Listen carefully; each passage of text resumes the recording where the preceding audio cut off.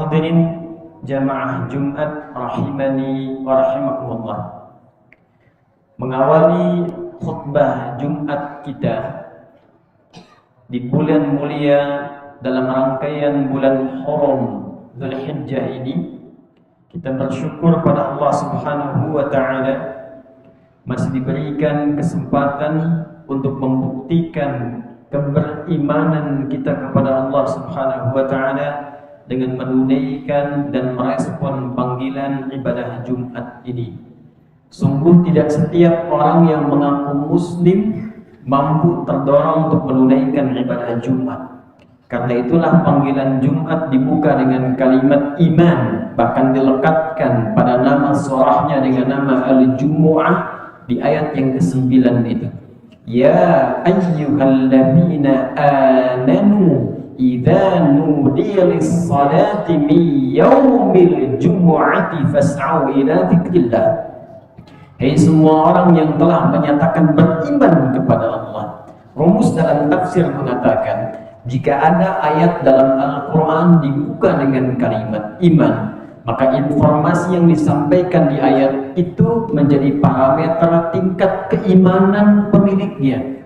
Semakin semangat ia menunaikan, itu menjadi indikator semakin tinggi imannya. Semakin malas ia tunda, ini menunjukkan semakin lemah imannya. Karena itulah banyak hadis kita dapati uraian Nabi SAW yang melukiskan bagaimana parameter keimanan seseorang saat merespon Jumat.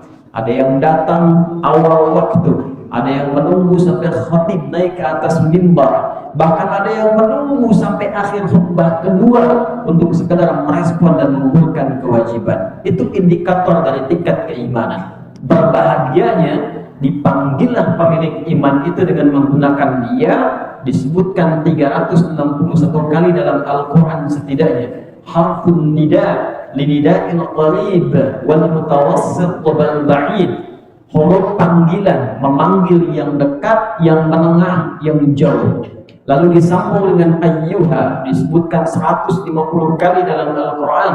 Ayyuhnya berfungsi munada untuk menguatkan, hanya tanbih untuk mengingatkan. Jika dalam Quran ada ya bertemu dengan ayyuha, ini artinya informasi yang disampaikan begitu penting sampai Allah menegaskan dan menguatkan.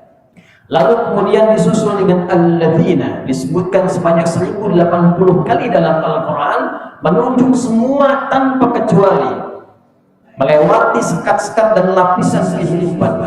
Mau yang dia statusnya tinggi, dipandang rendah, biasa, dosen, mahasiswa, rektor, orang biasa, polisi, tentara, semua tercakup dalam ayat ini. Ya ayyuhalladzina amanu, hei semua yang merasa masih punya iman, baik imannya itu dirasa kuat sehingga merasa dekat dengan Allah. Sebelum dipanggil Jumat ada yang sudah siap-siap, bahkan sebelum masuk waktu sudah i'tikaf. Ada yang standar tengah-tengah, mutawassit, nunggu adzan baru datang.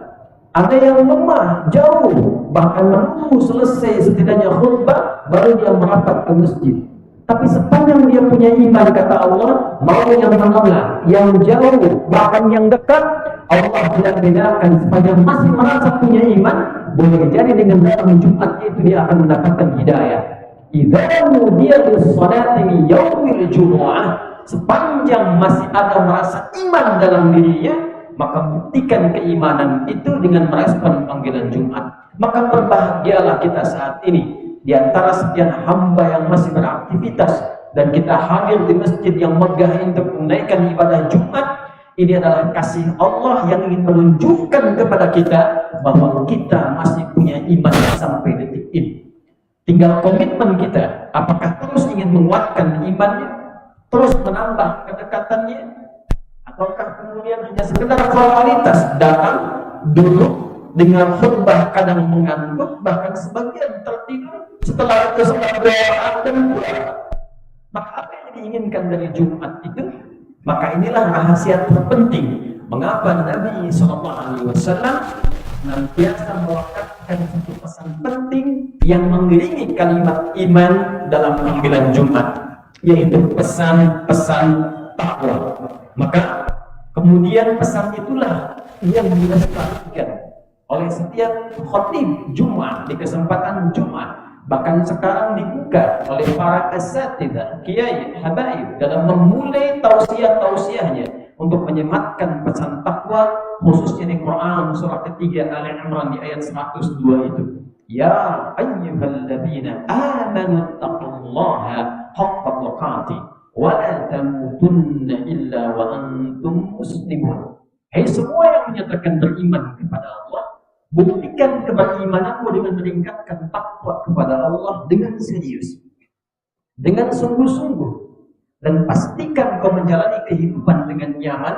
Jangan sampai wafat kecuali menjadi pribadi yang tunduk patuh kepada Allah Subhanahu wa Ta'ala. Hadirin, apa sesungguhnya esensi takwa itu? Mengapa takwa begitu penting sampai diingatkan setidaknya sepekan dalam sekali? Apa manfaat takwa bagi kita dalam kehidupan di dunia ini sampai kita kembali kepada Allah? Itulah yang akan insya Allah menjadi pembahasan singkat dalam khutbah Jumat ini, yang diharapkan membangun kesadaran kita untuk menyadari betapa Allah peduli dengan kita, sampai dengan memperhatikan semua lapis kehidupan dan perilaku serta aktivitas kita, untuk memastikan bahwa kita bahagia dan sukses dalam menjalani kehidupan di dunia sampai berpulang kepada Allah Subhanahu wa Ta'ala. Hadirin rahimani wa rahimakumullah. Kata takwa dan derivasinya setidaknya disebutkan sebanyak 240 kali dalam Al-Quran. Dan penyebutan ini kemudian dibagi di dalam Al-Quran menjadi beberapa segmen. Ada yang berisi tentang alasan mengapa mesti bertakwa, lalu disusul dengan bagaimana cara meningkatkan takwa, dan yang terakhir membagi bagaimana dalam cara meningkatkan takwa itu di aspek apa mesti dilakukan. Maka dari tiga bagian ini kita akan memulai dengan pendekatan pertama, mengapa kita mesti bertakwa. Hadirin, di dalam Al-Quran betapa banyak ditebarkan oleh Allah Subhanahu wa Ta'ala di berbagai macam surah dan ayat yang memberikan isyarat kuat, baik itu yang berkesan motivasi yang meyakinkan, penegasan yang menguatkan, atau petunjuk yang langsung mengarahkan, yang memberikan kesan bahwa kita tidak bisa berpaling dari sifat takwa ini. Quran surah kedua Al-Baqarah di ujung ayat 189. Ketika ada hamba yang menginginkan kebahagiaan dalam hidupnya, di kampus belajarnya bahagia, mengajarnya bahagia, di rumah tangga bahagia, di kantor kerjanya bahagia, maka apa yang menjadikan seseorang bisa bahagia itu? Maka Allah berikan satu statement pamungkas yang sangat tegas. Wattaqullaha la'allakum tuflihun. Jika Anda ingin meraih kebahagiaan yang sejati, kata Allah, maka tingkatkan takwa kepada Allah. Aku tuntut engkau mendapatkan kebahagiaan yang sejati. Ternyata takwa ketika diinginkan oleh Allah untuk ditingkatkan, bukan sekedar meminta kita untuk patuh beribadah, tapi esensinya mengantarkan kita kepada kebahagiaan yang diharapkan. Baik, betapa di antara kita menginginkan rezekinya mudah didapat, datang tanpa diduga, masalah cepat selesai, belajar ada masalah tuntas diselesaikan, di rumah tangga ada problem tuntas diselesaikan, di pekerjaan ada masalah yang bahkan pelik tuntas diselesaikan. Tolong Quran surah ke-65 di ujung ayat yang kedua diantarkan pada ayat yang ketiga. Wa may yattaqillaha yaj'al lahu makhraja wa yarzuqhu min haitsu la yahtasib.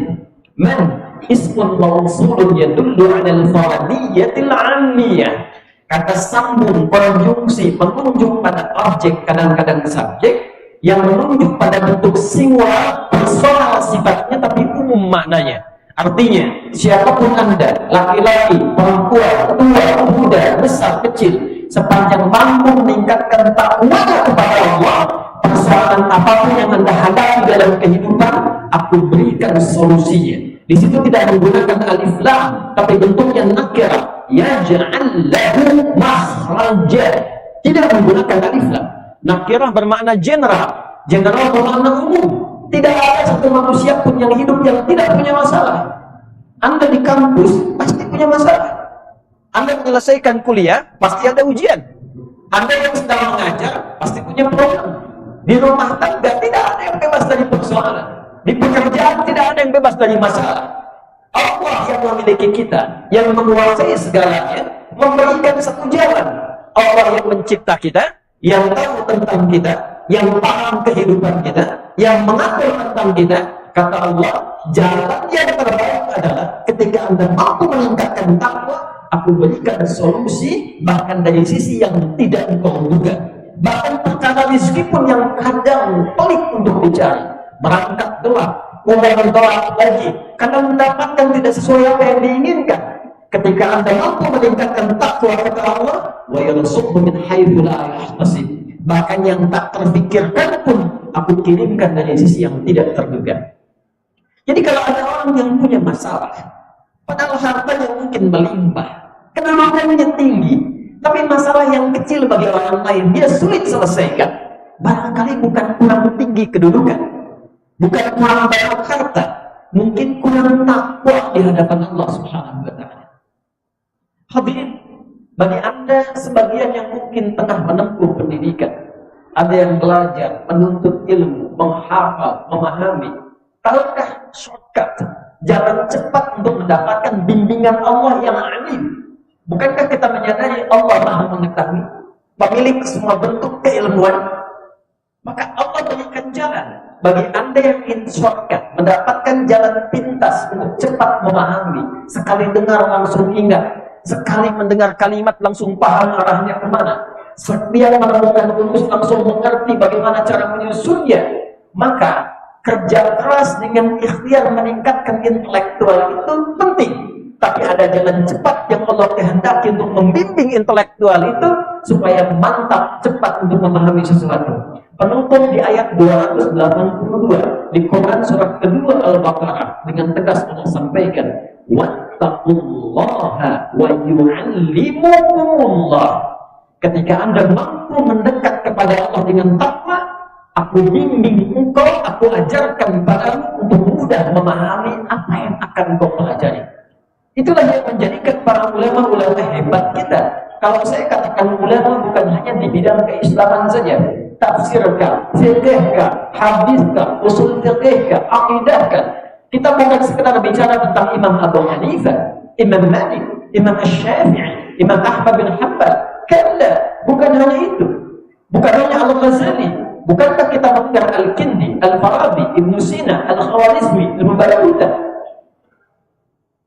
Siapa mereka semua? Begawan pengetahuan yang telah melahirkan bukan hanya karya, tapi menjadi pedoman yang sifatnya abadi, bahkan kajian-kajian yang bukan hanya di dunia Islam, bahkan di Barat pun abadi sampai dengan kini. Siapa yang tidak kenal dengan Avicenna? Ibnu Sina itu. Siapa yang tidak paham dengan Ibnu Rushd? Averroes itu. Silahkan Anda cek bagaimana mereka tumbuh di usia-usia menjelang balik, usia 8, 9, 10, sampai 12 tahun. Anda buka biografinya, tidak pernah orang tua mereka memulai mereka berpendidikan dan belajar kecuali didekatkan dengan Allah Subhanahu wa Ta'ala dengan nilai-nilai ketakwaan. Itu yang menjadikan seorang Ibnu Sina belajar kedokteran bisa mendapatkan pemahaman yang cepat, bahkan sebagian otodidak dengan mengembangkan nilai dan pengalaman yang telah ia dapatkan sebelumnya. Siapa yang membimbingnya? Wattaqullaha wa yu'allimukumullah. Hadirin, jadi kunci kebahagiaan itu takwa. Kunci kepintaran itu takwa. Kunci berkemajuan itu takwa. Kunci mendapatkan solusi itu takwa. Bahkan kunci mendapatkan rezeki yang membahagiakan itu takwa. Bukan sekedar banyak, tapi berkah. Anda dapat banyak, tidak berkah. Habisnya cepat, tidak dinikmati, menjadi beban. Untuk apa mendapatkan banyak harta kalau tidak bahagia? Tanyakan pada diri Anda. Anda memilih kaya tapi gelisah, atau miskin tapi tenang? Semua pasti akan mengatakan kaya dan tenang. Karena dasar kehidupan yang pertama ketenangan. Mawaddah, harta melimpah, rahmah, kasih sayang, tidak ada faedahnya kalau nggak ada sakinah. Sakinah itu kebahagiaan yang dihasilkan dari ketenangan. Jadi ketika Islam menawarkan solusi, bukan sekedar kuantitas, tapi pun diiringi dengan kualitas yang paripurna. Pertanyaan berikutnya, ya Allah, ya Rasulullah, bagaimana cara kami meningkatkan takwa kepada Allah, meraih apa yang dijanjikan tadi? Dan dahsyatnya, sebelum ayat itu kita bacakan, Allah sudah tunjukkan tokoh-tokoh yang sukses mempraktekkan itu, yang bahkan kisahnya melintasi zaman, dibuktikan secara sejarah ada, dilihat napak tilasnya dapat dicari, bahkan bukti sebagian peninggalannya bisa didapati sampai dengan kini. Siapa yang tidak kenal dengan Utsman bin Affan? Siapa yang tidak tahu dengan Abdurrahman bin Auf? Cek mereka sebelum meningkatkan takwa, dengan setelah mereka meningkatkan takwa, berapa peningkatan aset yang didapatkan. Riset yang pernah kami lakukan, asetnya Abdurrahman bin Auf saja setelah meningkatkan takwa, sebelumnya cuma dengan modal pakaian, masuk Islam meningkatkan takwa, itu kalau dikonversi sekarang setidaknya bernilai 72.000 triliun. Siapa yang tidak paham dengan Abu Hurairah? Siapa yang sebelum masuk Islam? Abdurrahman bin Sa'ad. Siapa beliau? Bagaimana kekuatan pengetahuannya? Setelah masuk Islam, meningkatkan takwa, mulazamah kepada Rasulullah, terjadi peningkatan pengetahuan, kecepatan hafalan, sekali disebutkan langsung paham. Dan manhaj yang diikuti Al-Imam Al-Bukhari yang mendapatkan kemudian anugerah yang serupa. Siapa yang tidak kenal dengan Ali bin Abi Thalib? Orang tahunya hanya ahli bahasa balaghah, paham Quran, paham tafsir. Beliau itu juga pakar di bidang matematika. Silakan cek dalam kitab tafsir, misalnya Al-Jawahir, di bagian yang terakhir, bagaimana beliau pernah menyelesaikan persoalan rumit matematika dengan pendekatan Al-Quran. Hadirin, bagaimana mereka memulai dengan meningkatkan takwa? Maka dijawablah pada segmen yang kedua. Ketika ada seorang insan beriman, ingat kalimat takwa selalu bersanding dengan iman. Artinya yang dihitung itu imannya. Karena tidak setiap muslim kalau disebutkan ini, kalau imannya tidak merespon dengan baik, tidak akan bisa diikuti. Ini perkara iman. Kalau kita benar-benar meyakini ini semua tanpa ragu dan diikuti, maka jadilah seperti apa yang pernah mereka dapatkan dulu. Takwa pada segmen yang kedua dibagi pada dua dimensi.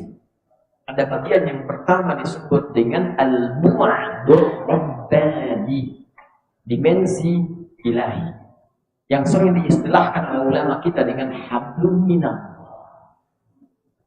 Jadi kalau kita temukan kata takwa di Quran pertama, kita akan dapati ternyata implementasinya adalah membangun konektivitas yang baik dengan Allah. Yang punya ilmu siapa? Allah. Yang punya harta siapa? Allah. Yang punya solusi siapa? Allah. Yang punya samara siapa? Allah.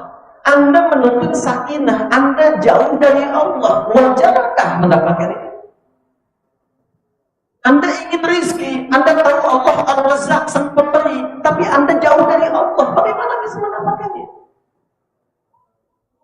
Anda menginginkan pengetahuan, Anda tahu yang punya ilmu itu Allah, tapi Anda menjauh dari Allah, bagaimana bisa mendapatinya?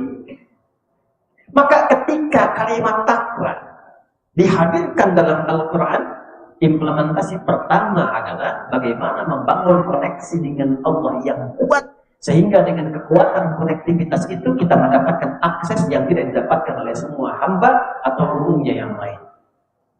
Quran surah kedua Al-Baqarah di ayat kedua sampai yang kelima, kalimat takwa pertama disebutkan dalam Al-Quran dilekatkan pada pemiliknya. Dzalikal kitabu la raiba fihi hudan lil muttaqin. Al-Quran jangan diragukan semua isinya. Dia akan memberi petunjuk pada orang takwa. Dan adilnya Allah menjadikan takwa pertama membuka Quran dengan bentuk jamak.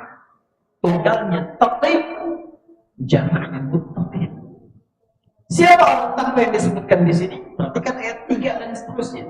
Alladzina yu'minuna bil ghaibi wa yuqimuna as-shalah wa mimma razaqnahum yunfiqun. Walladzina yu'minuna bima unzila ilaika wa ma unzila min qablik wa bil akhirati hum yuqinun. Perhatikan hasilnya. Ulaika ala hudan min rabbihim wa ulaika humul muflihun. Siapa orang takwa yang dimaksudkan di ayat ini? Dimensi pertama adalah orang-orang yang ingin membuktikan keimanannya kepada Allah lalu mengkoneksikan dirinya dengan Allah. Wa yuqimunas shalah. Pertama, ia bangun konektivitas dengan sholat. Ternyata ada relasi antara sholat itu yang menunjukkan keberimanan kita kepada Allah, yang menunjukkan kita ini hamba, kita ini beriman. Ternyata bukan hanya sekedar ibadah. Feedback dari sholat itu karena kita terhubung dengan Allah, Allah memberi perhatian. Nah, perhatian inilah yang menjadikan kita hidupnya lebih mudah. Anda dekat dengan rektor, akses Anda di kampus ini mudah didapatkan. Anda dekat dengan Allah, apa yang sulit bagi Allah untuk diberikan? Itulah sebabnya ketika kita menunaikan sholat pertama kali, yang diminta oleh Allah adalah Anda punya masalah apa, ingin minta apa. Kalau benar sholatnya sampai dengan ini, aku berikan apapun yang kau minta sesuai dengan kebutuhannya. Itulah sebabnya di Al-Baqarah ayat 45 ketika kita diminta sholat, kalimatnya jelas, wasta'inu bis-sabri was-shalah. Jika Anda punya persoalan dalam kehidupan yang ingin diselesaikan, terima dulu dengan sabar, lalu tunaikan sholat, mintalah kepada Allah lewat sholat. Kalau masih belum yakin, imannya ditanya, maka muncul kembali di Al-Baqarah ayat 153. Ya ayyuhalladzina amanu ista'inu bis-sabri was-shalah. Hei, kamu ini punya iman apa enggak? Yakin apa enggak dengan Allah? Kata Allah, kalau kamu punya masalah, aku pemberi solusinya. Bagaimana mintanya? Tunaikan sholat. Saat itulah kita mengatakan firman Allah yang perintahnya wasta'inu, bila ingin dirubah pada bentuk permintaan, maka dirubah katanya menjadi nasta'inu. Itu yang menjadikan kita berkata setiap berdiri dalam sholat, iyyaka na'budu wa iyyaka nasta'in. Saat benar sholat yang kita tunaikan sampai detik itu, perhatikan hadis qudsinya dari sahabat Abu Hurairah radhiyallahu ta'ala anhu. Qasamtu shalawaini wa baina 'abdi ila nisfaini. Dalam hadis qudsi kata Allah Subhanahu wa ta'ala, aku bagi segmen salat pada dua bagian. Ada kewajiban hamba untukku, ada kewajiban untuk hambaku. Jika benar hambaku menunaikan salat pada detik itu, aku kabulkan apapun yang dia minta selama itu jadi kebutuhannya. Idza qala al-'abdu alhamdulillahi rabbil alamin. Jika hamba berkata alhamdulillahi rabbil alamin, qala Allah azza wa jalla hamadani 'abdi. Jika seorang yang salat berkata dalam salatnya alhamdulillahi rabbil alamin, itu dijawab oleh Allah, saudara. Kita sedang menghadap dijawab oleh Allah. Karena itu kita belajar bacaan yang benar supaya enggak malu. Menghadap pimpinan ditata-tata kalimat, menghadap Allah kok bacaan berantakan. Tapi mintanya banyak. Itu sebab yang menjadikan kita terlatih pakai pakaian yang bagus, menghadap minta, dijawab. Hambaku sedang memujiku. Idza qala Abdul Rahmanir Rahim, qala Allah azza wa jalla asna 'alayya 'abdi. Jika hambaku berkata Ar-Rahmanir Rahim, aku jawab kata Allah, hambaku sedang menyanjungku. Wa idza qala al-'abdu maliki yaumiddin, kalau hambaku berkata maliki yaumiddin, qala Allah azza wa jalla majjadani 'abdi. Allah menjawab, hambaku sedang mengagungkanku. Perhatikan. Wa idza qala al-'abdu iyyaka na'budu wa iyyaka nasta'in. Kalau hambaku berkata, ya Allah, aku beriman dan aku buktikan keberimananku kepadamu dengan menyembahmu saat ini, dan aku sedang punya masalah, dan kau maha tahu dengan masalahku, aku mohon solusi darimu. Dijawablah Allah azza wa jalla. Allah menjawab, hada baini wa baina 'abdi wa li 'abdi ma sa'al. Ini perjanjianku dengan hambaku. Kalau hambaku benar sholatnya sampai detik kalimat itu, aku kabulkan apapun yang dia butuhkan. Ini yang menjadikan semua nabi dan rasul itu, mereka pun sholat. Kalau sedang ada hajat, mereka sholat. Nabi Zakaria itu divonis fisiknya sudah sepuh, letih, rambut memutih, istri diponis secara medis menopos dan maaf mandul. Secara medis nggak mungkin, secara klinis mustahil. Apa yang beliau lakukan? Bangun menunaikan sholat. Quran surah ketiga, Ali Imran ayat 38 sampai 39. Saat berdiri dalam sholat itulah minta kepada Allah. Hunalika da'a Zakaria rabbah. Qala rabbi habli min ladunka dzurriyyatan thayyibah innaka sami'ud du'a. Beliau berkata, ya Allah, semua memvonis aku tak mungkin punya keturunan. Maka aku abaikan mereka, aku mohon padamu yang tidak punya pernah batas dalam pemberian. Kalau ada orang mengatakan kepada Anda, mustahil kamu dapat itu, gak akan bisa begitu. Itu tanda pertama dari Allah. Abaikan semua pandangan itu, beralihlah kepada Allah karena Allah ingin memberi tanpa campur tangan. Maka apa jawabannya? Manadatul malaikatu huwa qa'imun yusalli fil mi'rab. Dijawab turun malaikat, engkau akan punya keturunan, namanya langsung dari Allah, Yahya. Yang mustahil menurut manusia, ada bayi yang lahir dari rahim perempuan yang merebus dan mandul hidup. Kata Allah, tidak ada yang mustahil, jadi dan hidup dia. Kapan terjadi? Qa'imun yusalli fil mi'rab. Nama sholat. Ini yang menjadikan Nabi Musa sholat. Quran surah 20 ayat 14. Itu yang menjadikan Nabi Isa sholat. Quran surah 19 ayat 31 sampai 33. Itu yang menjadikan Nabi Ismail memerintahkan semua keluarganya sholat. Wa kana ya'muru ahlahu bis sholat. Quran surah ke-19 ayat 55. Semua Nabi Rasul sholat. Al-Kindi, Al-Farabi, Al-Ghazali, Ibn Sina, Al-Khawarizmi, Ibn Rushd. Apa yang mereka lakukan? Orang tuanya itu cuma ngasih dua. Dari sejak kecil sholatnya benar, hafal Quran, baca Quran.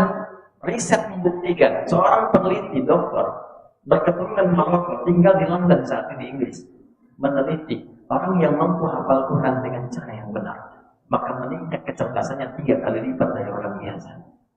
Sekarang di Sydney, kalau ada sekolah Islam tidak ada Qurannya, itu sekolahnya nggak laku. Di Amerika sekarang itu rata-rata orang Islam sekarang mengejar untuk bisa menghafal Quran. Sekarang mereka berlomba menciptakan anak muda. Dan mereka belajar dari sejarah sebelumnya. Silakan cek bagaimana Ibnu Sina bangun malam menemukan ide-ide brilian. Siapa itu Durus? Siapa itu Al-Khawarizmi? Siapa Jabir bin Hayyan yang menemukan atom dari sudut pandang besi, Fe, Ferro? Bahkan saat mengkaji surat Al-Hadid, siapa itu Ibnu Firnas yang mendapatkan inspirasi dari surat Al-Mulk, kemudian membuat prototipe pesawat terbang? Kita butuh orang-orang seperti mereka di era ini. Anda pengen lulus, IPK pengen paling bagus, sholat masih terlambat, tahajud gak pernah bangun, baca Quran bahkan belum bisa punya waktu, pengen tingkat paling tinggi, dan pengen dikabul oleh Allah. Di mana logikanya?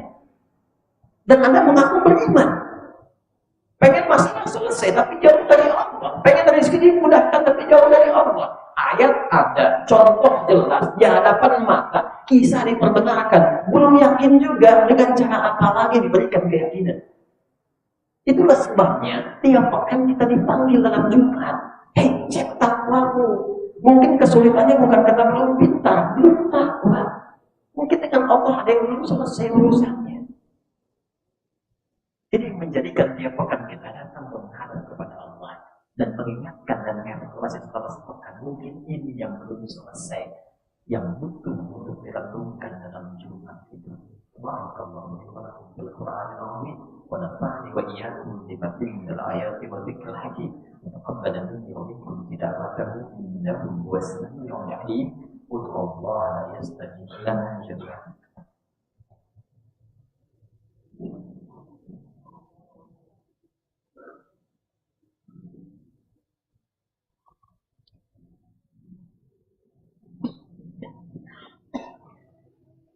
Alhamdulillah, wassalatu wassalamu ala rasulillah wa ala alihi wa sahbihi wa man wala.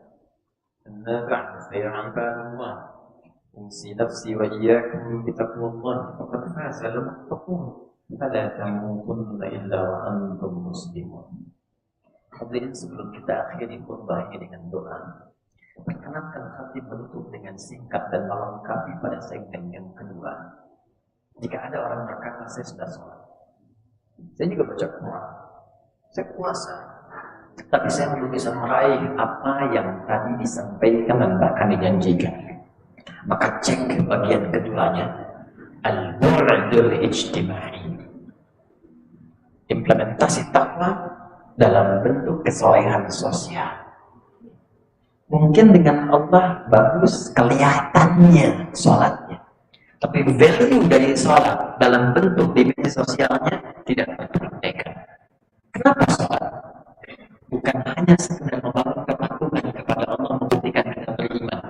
Wa aqimis sholata lidzikri, bukan hanya itu, tapi juga innas sholata tanha 'anil fahsya'i wal munkar.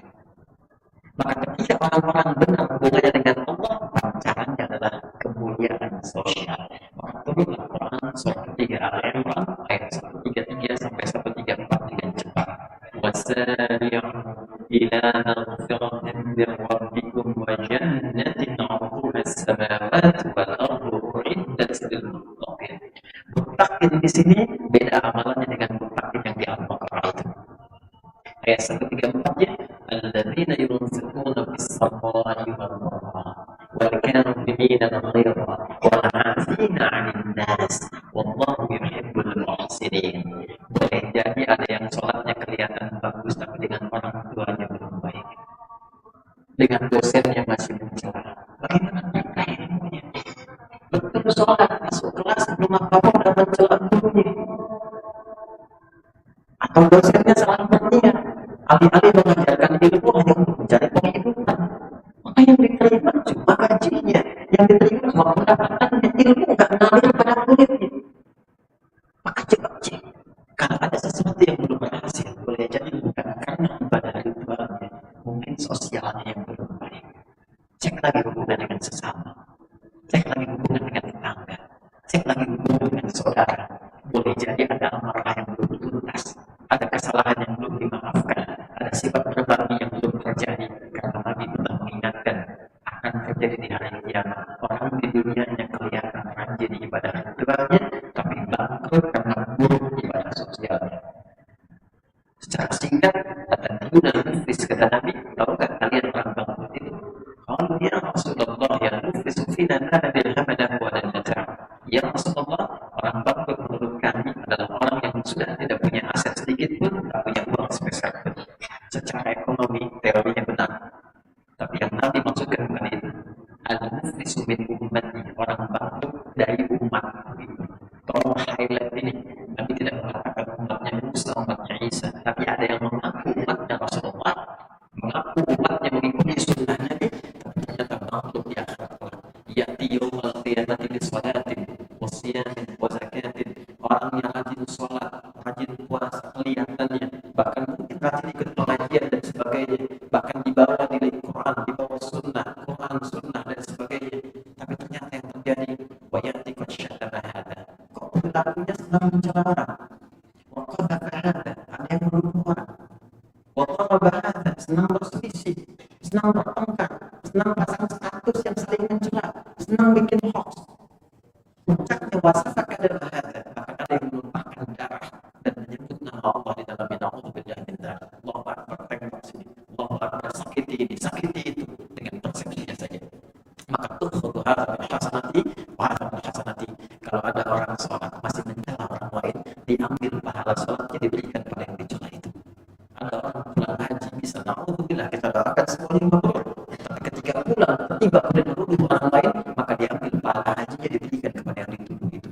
Wa in faniyat hasanatuhu, kalau habis kebaikannya tersisa keburukannya, pernah fitnah orang misalnya, maka ditimpakanlah keburukan ini kepada orang itu, fatuliha finnar, maka bangkrut dia karena tak punya amal lagi, dilemparkan ke dalam neraka untuk menyuci bagian dari dosa-dosanya. Karena itu, kalau ada sebagian mahasiswa di sini yang boleh jadi menemukan kesulitan dalam mengakses, memahami, meneliti pengetahuan, cek dua hal ini: dekati Allah atau cek hubungan dengan sekitar. Dengan orang tua, jangan pernah menyia-nyiakan mereka. Ibumu itu berdoa setiap malam supaya Anda sukses. Bapakmu mencari sesuatu dengan penuh keringatnya supaya Anda itu sukses. Jangan khianati, katakan yang benar-benar, jangan minta berlebihan, kurangi beban mereka, siapkan mental kita yang baik. Demi Allah saya katakan, kalau Anda niatkan belajar untuk membahagiakan orang tua dan beribadah kepada Allah, Allah mengirimkan rezeki berlipat yang tidak pernah Anda duga, yang mengantarkan pada kesuksesan yang tidak pernah bahkan direncanakan. Hadirin sekalian, itulah yang menyadarkan kita pulang dari sini, pulanglah ke rumah, coba cek sekitar, perbaiki hubungan dengan keluarga, dengan istri, dengan anak-anak, taatilah Allah, karena pada hakikatnya kita semua akan meninggalkan kehidupan ini dan kembali kepada Allah mendapatkan kehidupan yang sejati. Jangan merasa di dunia bangga, hebat, megah rumahnya, mewah kendaraannya, hebat statusnya. Anda kalau sudah masuk ke alam kubur, harapannya cuma satu, al-marhum, yang disayang, pengen disayang tapi nggak pernah mendekat pada yang penyayang. Maka mari kita evaluasi dijadikan berdoa. Mudah-mudahan doa kita dikabulkan oleh Allah Subhanahu wa taala yang mengantarkan pada diri kita perubahan terbaik untuk menata lebih baik pada hari-hari berikutnya. Allahumma taqabbal minna innaka antas sami'ul 'alim wa tub 'alaina innaka antat tawwabur rahim. Nahmaduka ya arhamar rahimin kama 'allamtana an nahmadak wa nashkuruka syukran kama 'allamtana an nashkuraka antal muqaddim wa antal muakhir bi yadika al-khair innaka 'ala kulli shay'in qadir. Allahumma salli wa sallim 'ala habibika al-karim rasulika al-mustafa al-amin sayyidina Muhammadin wa 'ala alihi wa sahbihi ajma'in. Rabbana la tada' lana fi maqamina hadza dhanban illa ghafartah. Ya Allah, kalau ada pendosa yang hadir di Jumat ini, jangan biarkan yang meninggalkan Jumat ini kecuali Engkau ampuni seluruh dosa-dosanya. Wala hamman illa farajtah. Jika yang hadir di Jumat ini sedang merasakan kegelisahan, jangan biarkan yang meninggalkan Jumat ini kecuali Engkau telah tenangkan keadaan hatinya. Allahumma waladaina illa qadaitah. Jika ada yang hadir di antara kami yang Jumat ini sedang terlilit oleh utang piutang apapun bentuknya, ya Allah, dengan keikhlasannya menunaikan Jumat, limpahkan rezeki kepadanya setidaknya untuk menutup dan melunasi seluruh utang-utangnya. Allahumma wala asiran illa yassarta. Ya Allah, walau tidak berucap, kami meyakini ada di antara kami yang sedang datang membawa kesulitan apapun bentuknya. Ya Allah, jangan biarkan yang meninggalkan Jumat ini kecuali Engkau telah mudahkan seluruh urusannya. Wala marudan illa syafaita. Bila ada di antara kami yang sedang diuji dengan penyakit, maka mohon ya Allah, angkat dan sembuhkan seluruh penyakitnya. Allahumma ja'alna min ibadikas shalihin dan muttaqin. Ya Allah, mohon di Jumat ini berikan kekuatan kepada kami untuk berubah menjadi hamba-Mu yang lebih baik dan termasuk golongan orang-orang bertakwa. Allahumma qarribna ilaika ya arhamar rahimin bil ibadatis salihah.